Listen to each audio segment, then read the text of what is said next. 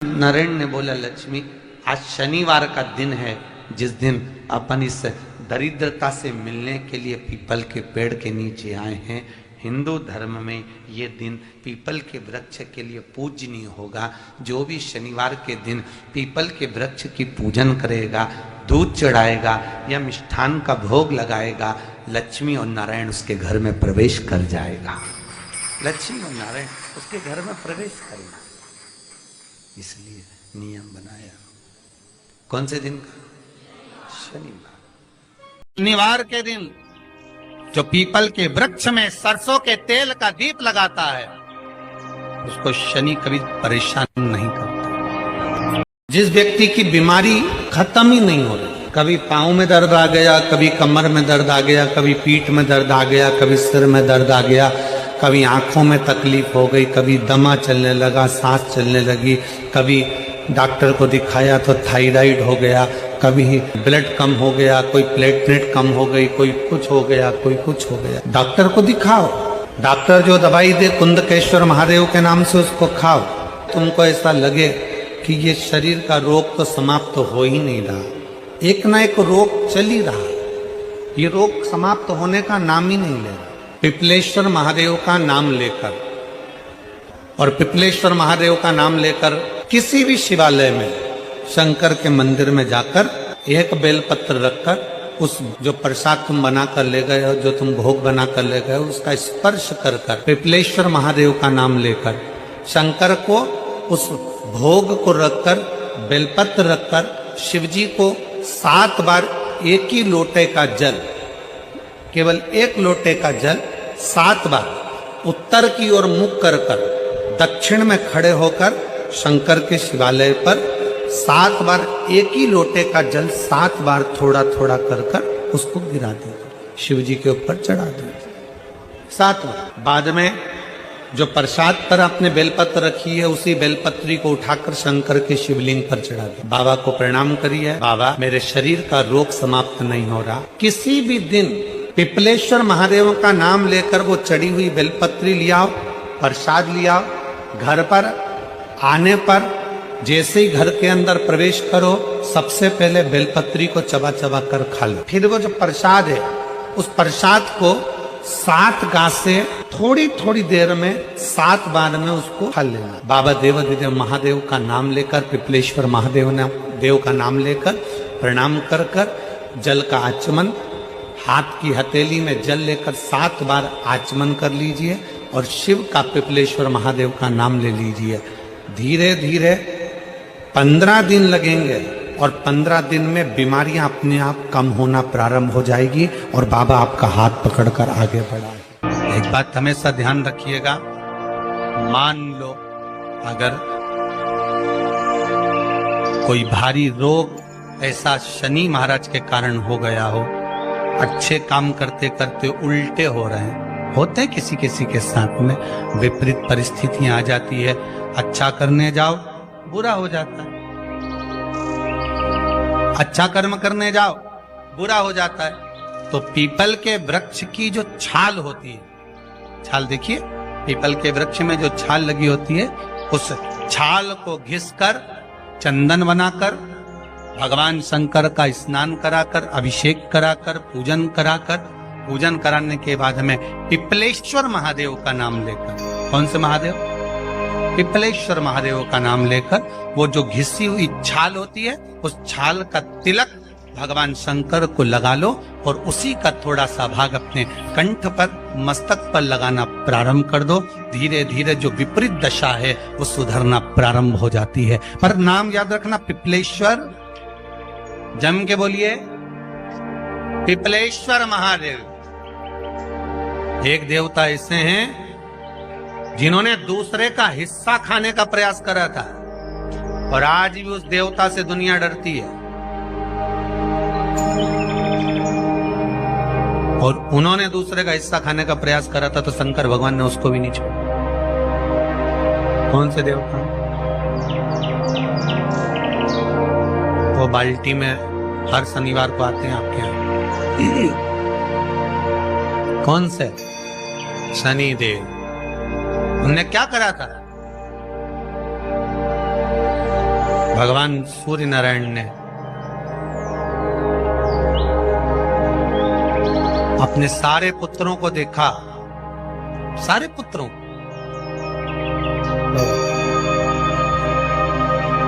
सारे पुत्रों को देखकर आज मेरे सूर्य नारायण भगवान बड़े सुखी, बड़े प्रसन्न।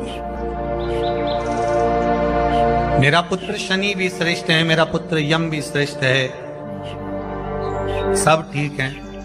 आज भगवान सूर्य देवता ने अपने पुत्रों को बुलाकर कहा, आज मेरा मन कर रहा है कि मैं सारे लोगों का राज्य अपने पुत्रों को बांट दूं, सबको अपना अपना हिस्सा दे दूं। शनि महाराज जी को भी हिस्सा दे दिया गया। अब जब शनि महाराज जी को हिस्सा दे दिया तो शनि महाराज जी संतुष्ट नहीं हुए। दुनिया में ऐसे लोग बहुत सारे हैं जो संतुष्ट बहुत कम हो पाते। शनि देव के मन में संतुष्टि नहीं है। जब शनि देव के मन में संतुष्टि नहीं हुई तो शनि महाराज उसी समय पर अपने सारे भाइयों का हिस्सा बटोरने लगे, उस पर कब्जा करने लगे। कब्जा करने लगे तो सूर्य देवता की आंख में जल भर गया। कितना तेजवान सूर्य नारायण, कितने तेजवान, कितना तेज भगवान सूर्य के पास में था।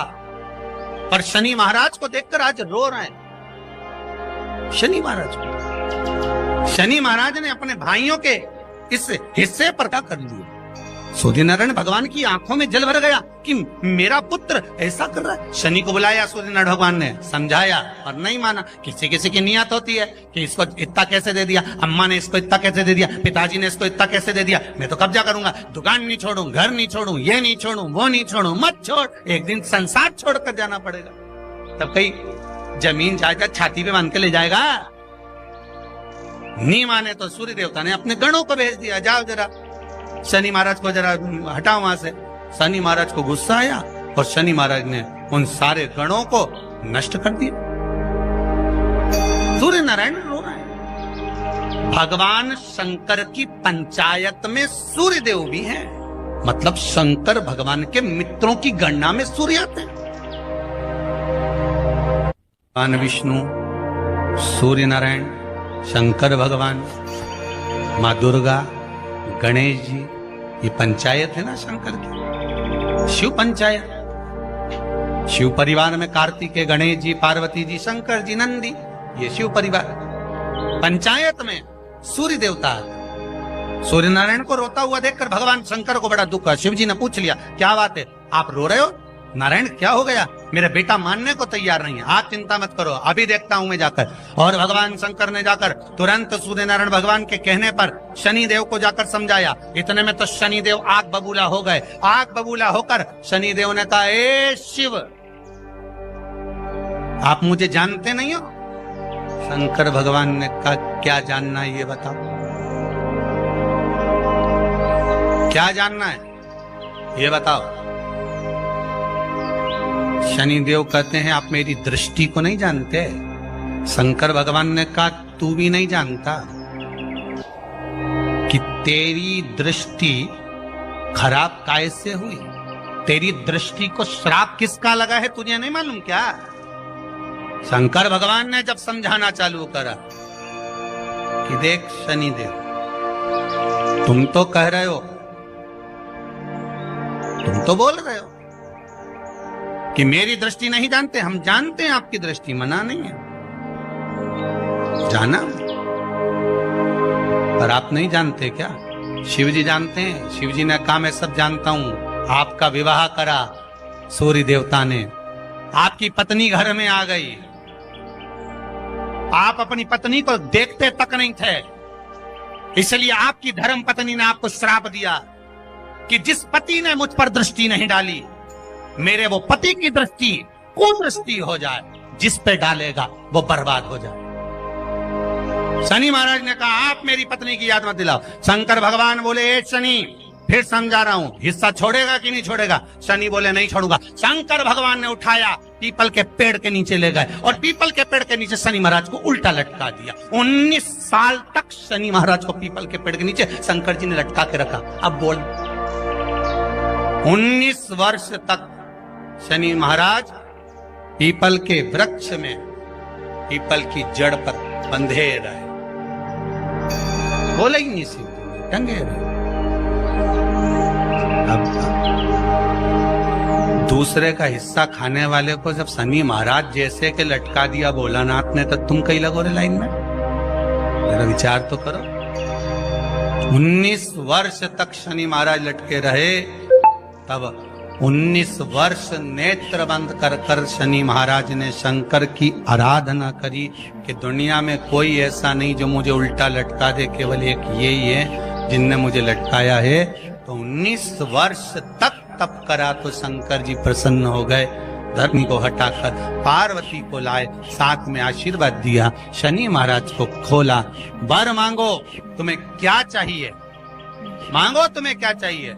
शनि महाराज ने कहा मांगूंगा कुछ नहीं, आप वर दे दीजिए। शंकर जी ने कहा मैं तुम्हें दंड अधिकारी बनाता हूं कि आप अच्छे और बुरे का दंड दोगे, आप अधिकारी बनकर बैठोगे, मेरा आशीर्वाद तुम्हारे साथ है। दंड अधिकारी। भगवान शंकर का एक अवतार है पिपलाद अवतार। पिपलाद अवतार।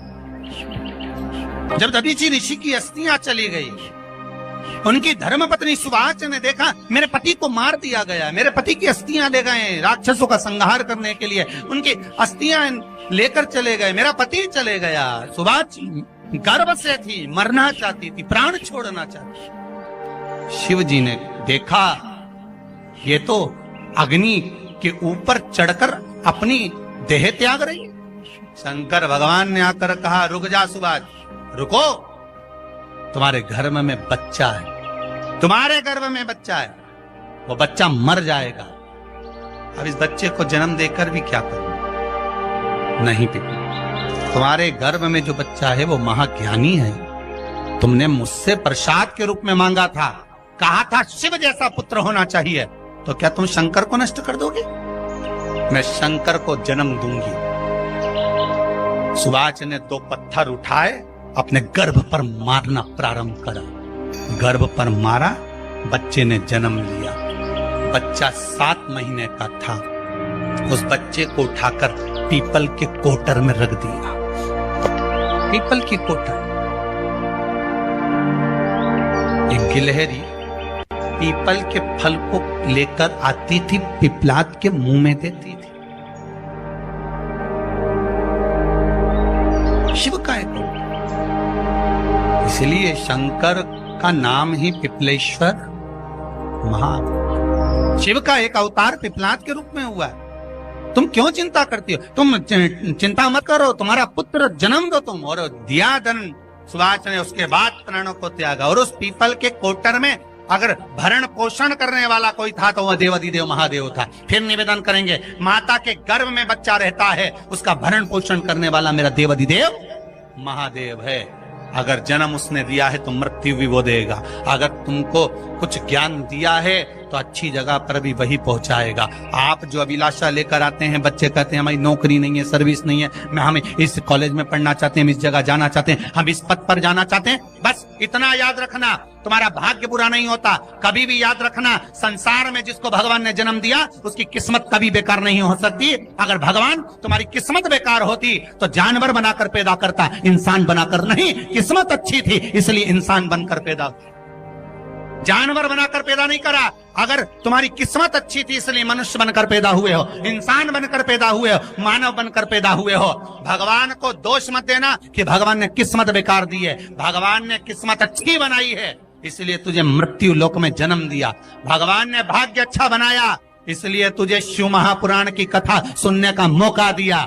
नहीं तो भाग्य में नहीं होती तो कहां से मिल जाती? किस्मत अच्छी है तो भगवान फिर नौकरी भी लगाएगा, धंधा भी करवाएगा, सर्विस भी कराएगा, विवाह भी करेगा, शादी भी करेगा, मकान भी बनाएगा, जायदाद भी देगा, संतान भी देगा। उसने दिया है पेट तो भरेगा वही।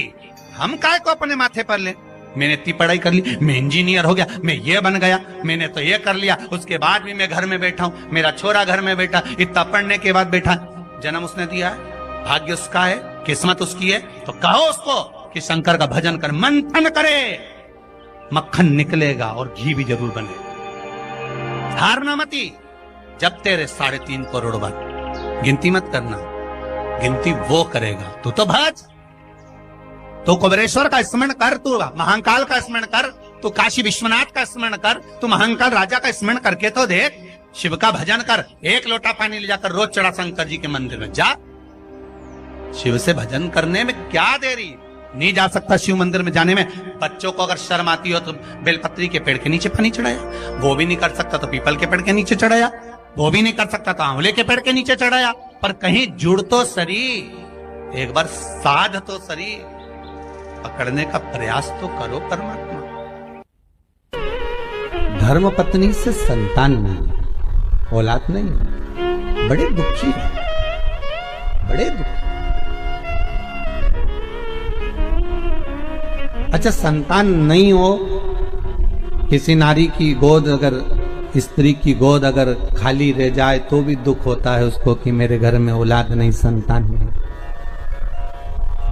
हम कई बार कहे, आज फिर कहते हैं, ये टेस्ट भी बाद में कराना, सारी जांचें बाद में कराना। एक बार शंकर का भजन कर कर देखना। सब जगह से अगर हार जाओ और सारे रिपोर्ट आपकी आपने सब दूर दिखा ली, तो एक बार शंकर पर भरोसा कर कर, तुमरुका जी का नाम लेकर, सफेद आंकड़े की जड़ को शिवजी पे से रजस्वला धर्म के 7वें दिन 21 बार घुमा लो, नाम गोत्र बोलकर कमर में लाल धागे में बांध लो, पीपल के पत्ते शिवजी को चढ़ाओ, उठाकर लाओ, उस एक पत्ते को रात्रि को गाय के दूध में उकालो और उस दूध को दोनों पति पत्नी पियो। साथ रहिए, समय आएगा, बाबा चाहेगा तो 3 या 4 महीने में गर्भ ठहर ही जाएगा। सारे डॉक्टर को दिखा लिया अपनी जगह, टेस्ट भी करवा लिया अपनी जगह, पर एक बार प्रयोग, और वो विश्वास रखकर करना पड़ेगा। शंकर पर जो भी कार्य कर रहे हो आप, जो उपाय कर रहे हो आप, शिव का स्मरण कर, भगवान पर अगर विश्वास रखोगे, भरोसो दृढ़ इन चरणन कहो, श्री वल्लभ नख चंद्र छटा बिन सब जगह ही अंधेरो। अगर भरोसा है तो शंकर है, और भरोसा नहीं तो शिव कहां से? लक्ष्मी जी बोली, नारायण आपने तो एक दिन का वार लिख दिया, शंकर जी ने 7 वार बनाए हैं, रविवार, सोमवार, मंगल, बुध, गुरु, शुक्र और शनि, ये शिव जी ने बनाए। अब एक दिन आपने अपना बना लिया, बाकी के दिन अगर कोई इस पीपल के वृक्ष के नीचे आएगा और यहां तो दरिद्रता बैठी है, तो उसका क्या होगा? भगवान नारायण बोले, सुन दरिद्रता, तेरे से एक विनती है, अगर कोई भी मनुष्य इस पीपल के पेड़ के नीचे अगर 7 दिन में आता है और उसके हाथ में अगर कोई सामग्री होती है, तो तू उसके घर में प्रवेश नहीं करेगी। नियम है पीपल के वृक्ष का, या तो पानी का लोटा लेकर जाओ, कुंकू का चोपड़ा लेकर जाओ, शक्कर लेकर जाओ, या पेड़ के नीचे चींटी को डालने के लिए आटा ले जाओ, पर खाली हाथ पीपल के वृक्ष के नीचे कभी मत जाओ, कभी नहीं जाओ। खाली हाथ जाओगे तो दरिद्रता तुम्हारे घर में प्रवेश करेगी। दरिद्रता उठकर खड़ी होकर बोली, नारायण तुमने अपनी मनमानी करी है, एक दिन मुझे भी मेरा चाहिए। भगवान ने कहा, बोल कौन सा दिन चाहिए? दरिद्रता कहती है, रविवार के दिन इस पीपल के वृक्ष के नीचे मैं दिन भर नृत्य करूं, इसमें रहूं, और जो यहां आए रविवार को मैं उसके घर में प्रवेश करूं। भगवान ने कहा, ठीक है। दरिद्रता, रविवार का दिन एक ऐसा दिन रहेगा जिस दिन तू इस पीपल के वृक्ष के नीचे नृत्य करेगी, और जो आएगा इस पीपल के वृक्ष के नीचे तो उसके साथ प्रवेश करेगी। मैंने तुझे वर दिया। इसलिए हमारे यहाँ केवल पीपल का वृक्ष अगर दीवार में भी लग जाता है ना, किसी की फैक्ट्री की दीवार में, किसी के घर की दीवार में पीपल का वृक्ष अगर लग जाता है, पीपल का पौधा लग जाता है, उसको कितना भी तोड़ लो वो वापिस लग जाएगा, फिर तोड़ोगे फिर लग जाएगा। अगर पीपल के पौधे को तोड़ना है तो केवल रविवार का दिन एक नींबू, एक मिर्ची और बमूल का कांटा, ये 3 चीजें रखने के बाद में आधे घंटे बाद रविवार के दिन पीपल के पेड़ को उखाड़ कर फेंक दो। दूसरी बार कभी पीपल दीवार में लगता ही नहीं है, कभी नहीं लग सकता। केवल एक रविवार का, केवल एक संडे, इतवार का।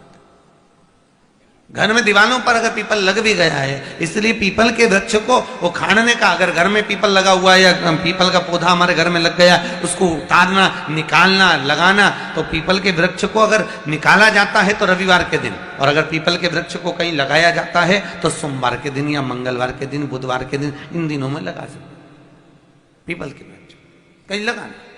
शनिवार का दिन एक ऐसा दिन होता है जिस दिन पीपल के वृक्ष को कहीं जाकर लगाया नहीं जाता, क्योंकि शनिवार के दिन पीपल के वृक्ष के नीचे लक्ष्मी रहती है। हम अपने हाथों से अगर पीपल का वृक्ष किसी दूसरी जगह पर शनिवार को रोपित करते हैं तो हमारे घर की लक्ष्मी अपने घर से छिन्न होकर चली जाती है। इसलिए शनिवार के दिन पीपल लगाया नहीं जाता, किसी के घर जाकर उसको वापस पलटा नहीं जाता। लग गया उसको डर। प्रभु मेरी धर्म पत्नी को कहाँ रखूं आप बताओ? वो तो जहां यज्ञ होता है, अनुष्ठान होता है, दान होता है, पुण्य होता है, सत्कर्म होता है, वहां जाने को तैयार नहीं।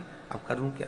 भगवान ने बोला एक काम करो। दुर्वासा जी बोले जिसके यहां रात्रि में बर्तन झूठे पड़े रहते हो उसके घर में इस दरिद्रता को लेकर तुम प्रवेश कर जाना। जिसके यहां रात्रि में बर्तन झूठे पड़े हो वहां लेकर प्रवेश कर जाओ। दूसरी जगह दुर्वासा जी बोले जो स्त्री घर में दोपहर के समय पर सो रही हो उसके घर में इसको लेकर प्रवेश कर जाइए। जो स्त्री दोपहर के समय में घर पर सो रही हो इस दरिद्रता को लेकर प्रवेश कर जाइए। तीसरा, जिसके यहां पर दरवाजे पर कांटे वाले पौधे लगे हों उस घर में इस दरिद्रता को लेकर प्रवेश कर जाइए।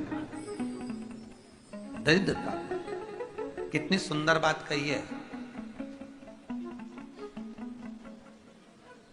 दाता और विधाता, कौन कौन? दाता और विधाता। लक्ष्मी और दरिद्रता के सगे भाई हैं। कौन कौन?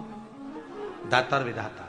दाता को फिटकरी प्रिय है, विधाता को नमक प्रिय है। ये दोनों हमेशा लक्ष्मी को और दरिद्रता को दोनों को समझाते थे, दोनों में प्रेम बढ़ाते थे। आज भी हिंदू धर्म की रीति है। यहां तो ठीक है, जिसके यहां पर भी अगर थोड़ी सी भी परेशानी होती है, थोड़ा सा क्लेश होता है, अशांति होती है, लक्ष्मी नहीं टिक रही हो, काम नहीं बन रहे हो, बहुत प्रयास करा जा रहा हो और हमारा कार्य नहीं होता, तो क्या करते हैं? फिटकरी और नमक को पानी में डाल देते हैं और घर में पोछा लगा देते हैं। आप लोगों ने आजकल फेसबुक पे भी पढ़ा होगा, व्हाट्सएप पे भी पढ़ा होगा। तो क्यों लिखा उसमें? उसका कारण ही केवल ये है कि दाता और विधाता की प्रियता उसमें। माता ख्याति के जो 4 बच्चे हुए इसमें जो 2 लड़के हैं, दाता और विधाता, उसकी प्रियता उसकी पूर्णता उसकी। अब दुर्वासा जी बोले अपनी धर्म पत्नी को वहां लेकर, जहां कांटेदार पौधे लगे हों वहां पर लेकर प्रवेश कर जाइए। कांटेदार पौधों में उस दरिद्रता का निवास हो गया। कितना विचित्र कथा यहां वर्णन करी है। श्रीमद् भागवत के अंतर्गत जो वर्णन किया कि मृत्यु निश्चित है। काशी में जो शिव जी की स्थापना कौन ने करी? काशी में जो शंकर भगवान बैठे उनकी स्थापना करी थी शनि महाराज। किसने करी थी? शनि महाराज ने। क्योंकि भगवान शनि महाराज को उनकी माता के द्वारा श्रापित हो गए और शनि महाराज कांपने लगे। शनि महाराज कांपते कांपते, मैं जाऊं तो जाऊं कहां, करूं तो करूं क्या? महाराज शनि महाराज दौड़े और दौड़कर भगवान भोलेनाथ के पास पहुंचे। हे शंकर, त्रिकालदर्शी, कैलाशी, अविनाशी, कृपा करिए बाबा भोलेनाथ, कृपा करो। क्योंकि दुनिया में 33 करोड़ देवी देवता हैं जिनको शनि लग सकता है, केवल एक किसको छोड़कर? शिव को छोड़कर। राम जी को शनि लगा तो 14 वर्ष वनवास चले गए। कृष्ण को शनि लगा तो मथुरा छोड़कर द्वारका चले गए। शनि लगा। हनुमान जी को शनि लगा तो गुफा में बैठकर राम राम जपना पड़ा। शनि सबको लगता है, केवल शनि नहीं लगता तो एक मेरे महादेव को, मेरे भोले बाबा को नहीं लगता। शंकर के पास में शनि आ गए। शनि ने आकर कहा, भोलेनाथ कृपा करिए बाबा, मैं बड़ा कष्ट में हूं, मैं करूं क्या? बाबा भोलेनाथ ने कहा, जा गंगा जी के तट पर काशी में जाकर एक शिवलिंग की स्थापना कर, उसकी आराधना कर और तेरा शरीर ठीक हो जाएगा, कष्ट नहीं भोगेगा। शनि महाराज ने काशी में जाकर शिव जी की स्थापना करी। आज भी नियम है, जिसको शनि लग जाता है एक काजल की डिब्बी ले लो और काजल की डिब्बी को 21 बार उतार कर उसको एकांत में जाकर, जंगल आदि में एकांत में किसी पेड़ के नीचे इतना सा खड्डा खोद कर उसमें काजल की डिब्बी को डाल दो और मिट्टी से पूर दो, उस व्यक्ति का शनि समाप्त हो जाता है। काशी विश्वनाथ का नाम लेकर काजल की डिब्बी को 21 बार उतार कर अगर काशी विश्वनाथ का नाम लेकर शनि वाले व्यक्ति को अगर पेड़ के नीचे दबा दे, शनि समाप्त, शनि उसको परेशान नहीं कर सकता। काशी की इतनी मूल